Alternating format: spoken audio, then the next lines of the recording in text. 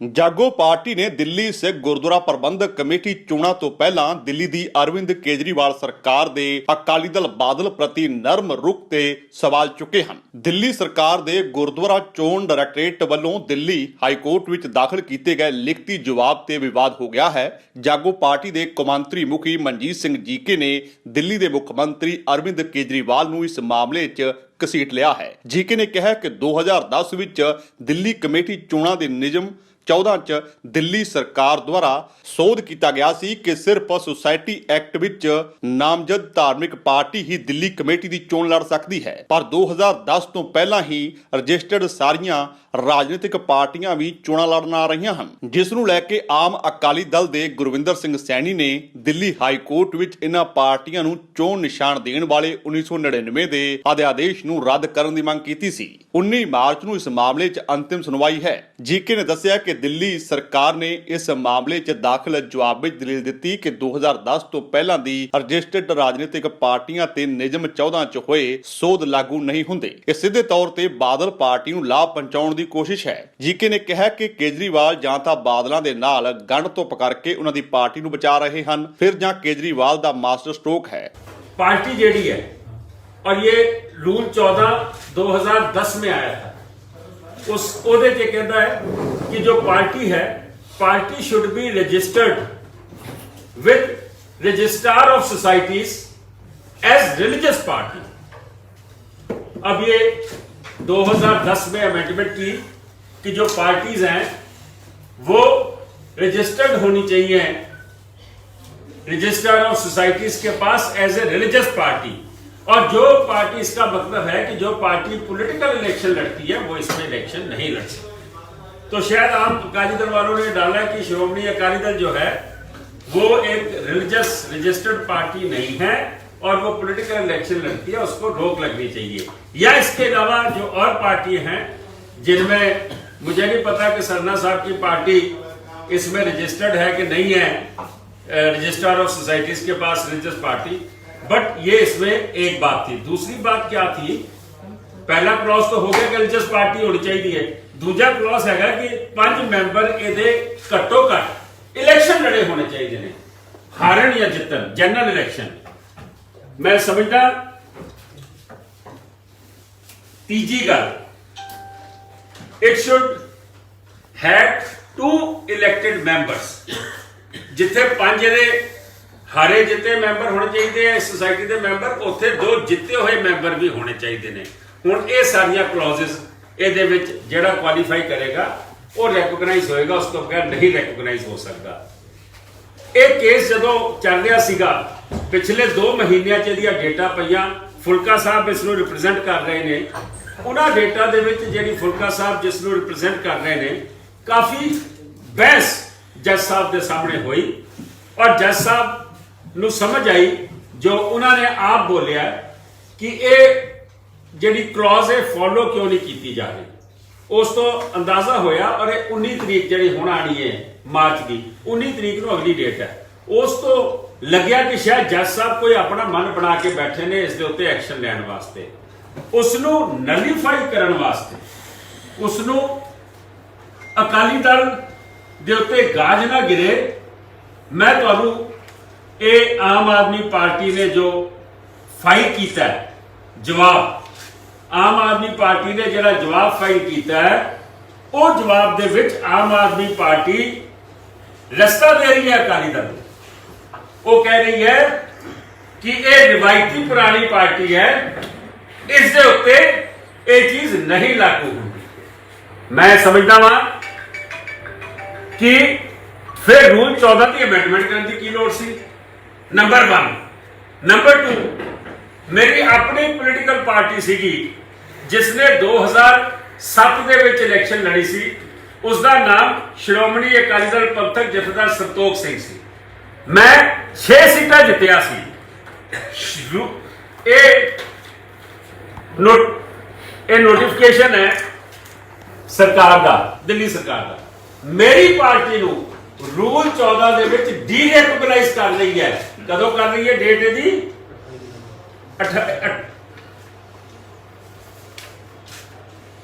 27 जनवरी 2017 ਨੂੰ 27 ਜਨਵਰੀ 2017 ਨੂੰ ਮੇਰੀ ਸ਼੍ਰੋਮਣੀ ਅਕਾਲੀ ਦਲ ਪੰਥਕ ਜਿਹੜੀ ਹੈ ਉਸ ਨੂੰ ਡੀ ਰੈਕਗਨਾਈਜ਼ ਕਰ ਰਹੀ ਹੈ ਕਿ ਤੁਸੀਂ ਰੂਲ 14 ਨੂੰ ਕੁਆਲੀਫਾਈ ਨਹੀਂ ਕਰਦੇ ਪਏ, ਕਿਉਂਕਿ 2017 ਦੀ ਇਲੈਕਸ਼ਨਸ ਮੈਂ ਨਹੀਂ ਲੜੀਆਂ ਸੀ।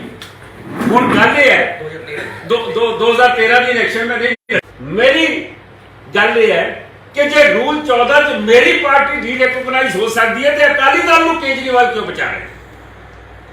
ਅਕਾਲੀ ਦਲ ਦੀ ਫੇਵਰ ਕੇਜਰੀਵਾਲ ਕਿਉਂ ਕਰ ਰਹੇ ਨੇ? ਉਹਨਾਂ ਦੀ ਸਰਕਾਰ ਨੇ ਅਕਾਲੀ ਦਲ ਨੂੰ ਰਾਹ ਦਿੱਤਾ ਕੋਰਟ ਦੇ ਵਿੱਚ ਤਾਂ ਕਿ ਅਕਾਲੀ ਦਲ ਜਿਹੜੀ ਹੈ ਡੀ ਰੈਕਗਨਾਈਜ਼ ਨਹੀਂ ਹੋਣੀ ਚਾਹੀਦੀ। ਇਹਦੇ ਦੋ ਗੱਲਾਂ ਨੇ, ਇਹ ਮੈਂ ਸਮਝਦਾ ਜਾਂ ਤੇ ਕੇਜਰੀਵਾਲ ਸਾਹਿਬ ਅਕਾਲੀ ਦਲ ਨੂੰ ਬਚਾ ਰਹੇ ਨੇ, ਇਹਦਾ ਮਤਲਬ ਕੋਈ ਨਾ ਕੋਈ ਗਠਬੰਧਨ ਦੇ ਅੰਦਰ ਮਾਸਟਰ ਸਟ੍ਰੋਕ ਖੇਡਿਆ। ਉਹ ਮਾਸਟਰ ਸਟ੍ਰੋਕ ਕੀ ਹੈ ਕਿ ਅਕਾਲੀ ਦਲ ਨੂੰ ਹੁਣ ਹਾਈ ਕੋਰਟ ਦੇ ਵਿੱਚ ਕਹਿਣਾ ਪਏਗਾ ਕਿ ਮੈਂ ਇੱਕ ਰਿਲੀਜੀਅਸ ਪਾਰਟੀ ਹਾਂ, ਔਰ ਜੇ ਉਹ ਹਾਈ ਕੋਰਟ ਕਹਿੰਦੀ ਮੈਂ ਰਿਲੀਜੀਅਸ ਪਾਰਟੀ ਹਾਂ ਤੇ ਉਹ ਡੀ ਰੈਕਗਨਾਈਜ਼ ਹੋ ਜਾਏਗੀ ਪੰਜਾਬ ਦੇ ਵਿੱਚ ਐਸ ਪੋਲੀਟੀਕਲ ਪਾਰਟੀ, ਕਿਉਂਕਿ ਇਲੈਕਸ਼ਨ ਕਮਿਸ਼ਨ 'ਚ ਬੜਾ ਕਲੀਅਰ ਹੈ ਕਿ ਜਿਹੜੀ ਵੀ ਪਾਰਟੀ ਇਲੈਕਸ਼ਨ ਕਮਿਸ਼ਨ ਦੇ ਵਿੱਚ ਰੈਕਗਨਾਈਜ਼ਡ ਹੈ, ਉਹ ਭਾਵੇਂ ਬੀਜੇਪੀ ਹੈ, ਭਾਵੇਂ ਉਹ ਤਮਿਲਨਾਡੂ ਦੀ ਹੈ, ਭਾਵੇਂ ਉਹ ਕਾਂਗਰਸ ਹੈ, ਭਾਵੇਂ ਉਹ ਆਪ ਹੈ, ਭਾਵੇਂ ਉਹ ਅੰਨਾ ਡੀਐਮਕੇ ਹੈ, ਭਾਵੇਂ ਉਹ ਕਮਿਊਨਿਸਟ ਹੈ, ਕੋਈ ਰਿਲੀਜੀਅਸ ਪਾਰਟੀ ਰੈਕਗਨਾਈਜ਼ ਨਹੀਂ ਹੋ ਸਕਦੀ ਇਲੈਕਸ਼ਨ ਕਮਿਸ਼ਨ ਆਫ ਇੰਡੀਆ। ਇਹ ਸਾਡਾ ਕਨਸਟੀਟਿਊਸ਼ਨ ਕਹਿੰਦਾ। ਮੈਂ ਸਮਝਦਾ ਜਾਂ ਤੇ ਦੋਵਾਂ ਦੀ ਸਾਠਗਾਠ ਹੈ ਜਾਂ ਇਹ ਮਾਸਟਰ ਸਟ੍ਰੋਕ ਹੈ ਕੇਜਰੀਵਾਲ ਸਾਹਿਬ ਦਾ ਕਿ ਉਹ ਇੱਥੇ ਐਫੀਡੇਵਿਟ ਦਵੇ ਦਿੱਲੀ ਗੁਰਦੁਆਰਾ ਕਮੇਟੀ ਦੀ ਇਲੈਕਸ਼ਨ ਅਗਲੇ ਮਹੀਨੇ 25 ਤਰੀਕ ਨੂੰ ਹੋਣ ਵਾਲੀ ਹੈ, ਉਹ ਇੱਥੇ ਐਫੀਡੇਵਿਟ ਦੇਵਣ ਕਿ ਅਸੀਂ ਇੱਕ ਰਿਲੀਜੀਅਸ ਪਾਰਟੀ ਹਾਂ, ਔਰ ਜੇ ਉਹ ਕਹਿੰਦੇ ਨੇ ਕਿ ਅਸੀਂ ਰਿਲੀਜੀਅਸ ਪਾਰਟੀ ਹਾਂ ਤੇ ਉਹਨਾਂ ਦਾ ਇਲੈਕਸ਼ਨ ਕਮਿਸ਼ਨ ਆਫ ਇੰਡੀਆ ਦੇ ਵਿੱਚ ਡੀ ਰੈਕਗਨਾਈਜ਼ ਹੋਣਾ ਕੋਈ ਨਹੀਂ ਰੋਕ ਸਕਦਾ। ਸੋ ਇਹ ਇਸ਼ੂ ਮੈਂ ਅੱਜ ਤੁਹਾਡੇ ਸਾਹਮਣੇ ਲੈ ਕੇ ਆਇਆ ਸੀਗਾ। ਹੁਣ ਬਾਦਲ ਦਲ ਜੇਕਰ ਹਾਈ ਕੋਰਟ ਵਿੱਚ ਇਹ ਮੰਨਦਾ ਹੈ ਕਿ ਉਸ ਦੀ ਧਾਰਮਿਕ ਪਾਰਟੀ ਹੈ ਤਾਂ ਪੰਜਾਬ ਵਿੱਚ ਰਜਿਸਟਰਡ ਰਾਜਨੀਤਿਕ ਪਾਰਟੀ ਦੀ ਮਾਨਤਾ ਖਤਮ ਹੋਣ ਦਾ ਰਸਤਾ ਤੈਅ ਹੋ ਜਾਵੇਗਾ, ਕਿਉਂਕਿ ਅਕਾਲੀ ਦਲ ਭਾਰਤੀ ਚੋਣ ਕਮਿਸ਼ਨ ਵਿੱਚ ਰਜਿਸਟਰਡ ਧਰਮ ਨਿਰਪੱਖ ਪਾਰਟੀ ਹੈ ਜੋ ਕਿ ਧਾਰਮਿਕ ਚੋਣਾਂ ਨਹੀਂ ਲੜ ਸਕਦੀ ਹੈ। ਜੀਕੇ ਨੇ ਕਿਹਾ ਕਿ ਦਿੱਲੀ ਸਰਕਾਰ ਦੀ ਦਲੀਲ ਹਾਸੋਹੀਣੀ ਹੈ। ਇੱਕ ਪਾਸੇ ਸਰਕਾਰ ਮੰਨਦੀ ਹੈ ਕਿ ਨਿਯਮ 14 ਦਾ ਸੋਧ ਪੁਰਾਣੀ ਰਾਜਨੀਤਿਕ ਪਾਰਟੀਆਂ ਤੇ ਲਾਗੂ ਨਹੀਂ ਹੁੰਦੀ, ਦੂਜੇ ਪਾਸੇ 2013 ਦੀਆਂ ਚੋਣਾਂ ਨਾ ਲੜਨ ਦੇ ਕਾਰਨ 2017 ਚੋਣਾਂ ਤੋਂ ਪਹਿਲਾਂ ਮੇਰੀ ਪਾਰਟੀ ਸ਼੍ਰੋਮਣੀ ਅਕਾਲੀ ਦਲ ਪੰਥਕ ਜਥੇਦਾਰ ਸੰਤੋਖ ਸਿੰਘ ਦਾ ਚੋਣ ਨਿਸ਼ਾਨ ਮੋਮਬੱਤੀ ਦਾ ਜੋੜਾ ਰੱਦ ਕਰ ਦਿੱਤਾ ਜਾਂਦਾ ਹੈ, ਜਦਕਿ ਮੇਰੀ ਪਾਰਟੀ 2007 ਦੀਆਂ ਚੋਣਾਂ 'ਚ 6 ਸੀਟਾਂ ਤੇ ਚੋਣ ਜਿੱਤੀ ਸੀ ਅਤੇ 2010 ਤੋਂ ਪਹਿਲਾਂ ਰਜਿਸਟਰਡ ਸੀ। ਸਰਦਾਰ ਜੀਕੇ ਨੇ ਕਿਹਾ ਕਿ ਪੁਰਾਣੇ ਮੋਟਰ ਵਾਹਨ ਕਾਨੂੰਨ ਵਿੱਚ ਦਿੱਲੀ 'ਚ ਲਾਲ ਬੱਤੀ ਲੰਘਣ ਦਾ ਜੁਰਮਾਨਾ 100 ਰੁਪਏ ਸੀ, ਪਰੰਤੂ ਕਾਨੂੰਨ ਵਿੱਚ ਸੋਧ ਹੋਣ ਤੋਂ ਬਾਅਦ ਹੁਣ 5000 ਰੁਪਏ ਹੈ। ਅੱਜ ਮੇਰੀ ਗੱਡੀ ਜੇਕਰ ਲਾਲ ਬੱਤੀ ਪਾਰ ਕਰਦੀ ਹੈ ਤਾਂ ਕੀ ਮੈਨੂੰ 100 ਰੁਪਏ ਜੁਰਮਾਨਾ ਲਿਆ ਜਾਵੇਗਾ? ਜੀਕੇ ਨੇ ਕਿਹਾ ਕਿ ਸੰਸ਼ੋਧਿਤ ਹੋਏ ਕਾਨੂੰਨ ਨੂੰ ਆਪਣੇ ਰਾਜਨੀਤਿਕ ਹੋਂਦ ਬਚਾਉਣ ਦੇ ਲਈ ਕੇਜਰੀਵਾਲ ਸਰਕਾਰ ਇਸਤੇਮਾਲ ਕਰਕੇ ਸਿੱਧੇ ਤੌਰ ਤੇ ਸਿੱਖਾਂ ਦੇ ਧਾਰਮਿਕ ਮਾਮਲਿਆਂ ਵਿੱਚ ਦਖਲ ਅੰਦਾਜ਼ੀ ਕਰ ਰਹੀ ਹੈ। ਇਹ ਜਿਹੜਾ ਇਹਨਾਂ ਨੇ 9 ਨੰਬਰ ਪੈਰੇ ਦੇ ਵਿੱਚ ਜਿਹੜਾ ਜਵਾਬ ਦਿੱਤਾ ਹੈ ਰੂਲ 14 ਬਾਰੇ, ਇਹ ਲਿਖਦਾ it does not require a party to be derecognized on the ground that it is not a registered society. Therefore, a pre-existing party which was already allotted symbol and have fought elections after elections from Delhi Sikh Gurdwara Management Committee were understood to be recognized religious party for the purpose of Rule 14 and they have been treated as such after 2010. मैं कहना वा ਤੁਸੀਂ ਇਹਨਾਂ ਨੂੰ कहता rule 14 ਕੱਢ ਕੇ ਪਹਿਲੇ ਸ਼ਰਤਾਂ ਲਾ ਦਿੰਦੇ ਹੋ, ਫਿਰ ਸ਼ਰਤਾਂ ਲਾਉਣ ਵੇਲੇ ਤੁਸੀਂ ਇਹ ਮੇਨ 3 ਸ਼ਰਤਾਂ ਜਿਹੜੀਆਂ ਮੈਂ ਦੱਸੀਆਂ, ਰਿਲੀਜੀਅਸ ਪਾਰਟੀ ਰਜਿਸਟਰਡ ਹੋਣੀ ਚਾਹੀਦੀ, 5 ਮੈਂਬਰ ਜਿੱਤੇ ਹੋਏ ਹੋਣੇ ਚਾਹੀਦੇ ਨੇ, 2 ਮੈਂਬਰ ਤੁਹਾਡੇ ਇਲੈਕਟਡ ਚਾਹੀਦੇ, 5 ਮੈਂਬਰ ਇਲੈਕਸ਼ਨ ਲੜੇ ਹੋਣੇ ਚਾਹੀਦੇ ਨੇ, 2 ਮੈਂਬਰ ਜਿੱਤੇ ਹੋਣੇ ਚਾਹੀਦੇ ਨੇ। ਜਿਹੜਾ ਤੁਹਾਨੂੰ ਸੂਟ ਕੀਤਾ ਉਹ ਪਾਰਟੀ ਉਡਾਤੀ, ਮੈਨੂੰ ਕਿੱਦਾਂ ਡੀਰੈਕਗਨਾਈਜ਼ ਕਰਤਾ?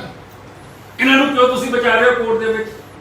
ਇਹ ਬਹੁਤ ਗੰਭੀਰ ਸਵਾਲ ਹੈ। ਮੈਂ ਸਮਝਦਾ ਕਿ ਆਉਣ ਵਾਲੇ ਸਮੇਂ ਦੇ ਵਿੱਚ ਇਹ ਦਿੱਲੀ ਔਰ ਪੰਜਾਬ ਦੀ ਰਾਜਨੀਤੀ ਦੇ ਵਿੱਚ ਇੱਕ ਨਵਾਂ ਭੁਚਾਲ ਖੜਾ ਕਰੇਗਾ, नवा सवाल खड़ा करेगा कि केड़ी पार्टी किस पासे जा रही। दिल्ली सिख गुरुद्वारा मैनेजमेंट एक्ट 1971 ये हमारा जो इलेक्शन कमीशन है दिल्ली सरकार के नीचे आता है, लेकिन हमारा जो एक्ट है वो पार्लियामेंट में एनेक्ट हुआ है।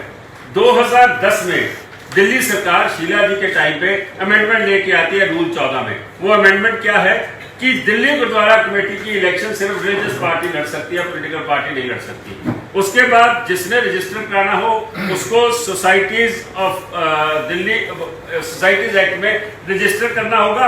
उसकी शर्तें हैं कि वो रिलीजियस पार्टी होनी चाहिए, उसकी शर्त है कि उसके 5 इलेक्शन मेंबर लड़े होने चाहिए, उसकी शर्त है कि उसके 2 मेंबर जीते हुए उसके पास होने चाहिए।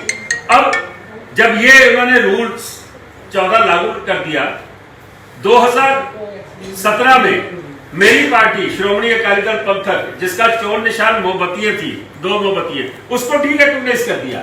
लेकिन आज एक केस जो 2017 से आम अकाली दल ने डाला है कि श्रोमणी अकाली दल बादल जो है ये पॉलिटिकल पार्टी नहीं है, ये पॉलिटिकल इलेक्शन लड़ती है। दिल्ली में भी इनके एमएलए रहे, कॉर्पोरेटर भी रहे, पंजाब में भी ये सरकार बना चुकी है, इसे डीरेकॉग्नाइज करना चाहिए। आज केजरीवाल की सरकार ने कोर्ट में जवाब फाइल किया परसों, उस जवाब में उन्होंने बड़े क्लियरली कह दिया कि ये रूल 14 का जो एक्ट है ये अकाली दल पे नहीं लागू होता, ये पुरानी पार्टी है, रवायती पार्टी है, पहले इलेक्शन लड़ चुकी थी। तो मेरी पार्टी जो थी वो 2007 की पार्टी थी, आपका जो रूल आया वो 2010 में आया, तो मेरी पार्टी को क्यों डीरेकॉग्नाइज कर दिया? आपकी जो 4 शर्तें हैं उसमें से एक भी शर्त जो क्वालिफाई नहीं करेगा वो डीरेकॉग्नाइज होगा।